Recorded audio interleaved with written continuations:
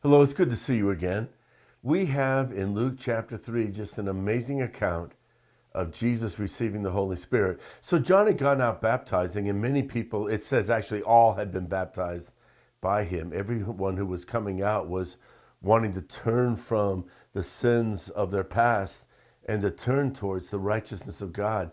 By doing that, John was preparing the hearts of the people to receive the message of Jesus. So when Jesus came and he was baptized, we learn in this passage that the Spirit fell upon him in a very, very powerful way. It says in Luke chapter 3, verse 22, the Spirit descended upon him in bodily form like a dove, and a voice came out of heaven, "Thou art my beloved Son, in thee I am well pleased." And when he began his ministry, Jesus himself was about 30 years of age. So Jesus had followed in obedience to baptism, and part of why a believer is baptized is because he wants to follow in the footsteps of Jesus. He's baptized like Jesus was baptized. He also wants to position himself to receive the Holy Spirit. Remember, we had looked at how John said, "I baptize you with water, but Jesus will baptize you with the Holy Spirit and with fire." Well, how did he do that? Jesus was baptized in water by John the Baptist, and he received the Holy Spirit. Why? So that he then could give the Holy Spirit to his followers. That's really amazing. So Jesus entered into the waters of baptism. A voice came out of heaven. It says, "This is my beloved Son. In you I am well pleased."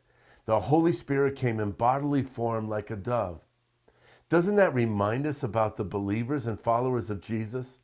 After the resurrection, the Holy Spirit fell upon them, and that looked like flaming tongues of fire.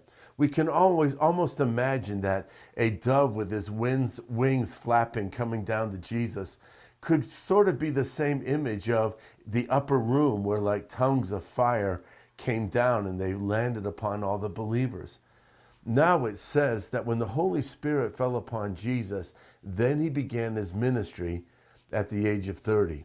We don't have much of a glimpse of Jesus' life from when he was an infant, then a small glimpse when he was 12, and now when he's 30 years old.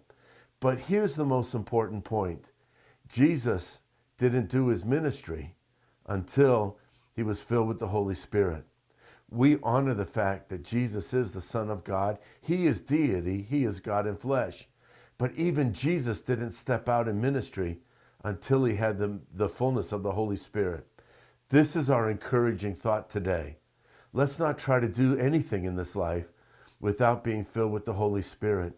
If Jesus needed the Holy Spirit, but he also proved to us that a man could do anything that God asked him to do by the power of the Holy Spirit, then certainly you and I today need to say, "God, I want to walk in the fullness of the Spirit of God. I want to keep on being filled with the Holy Spirit." For 2021, let's make that commitment. I want to walk in the power of the Holy Spirit, not try to do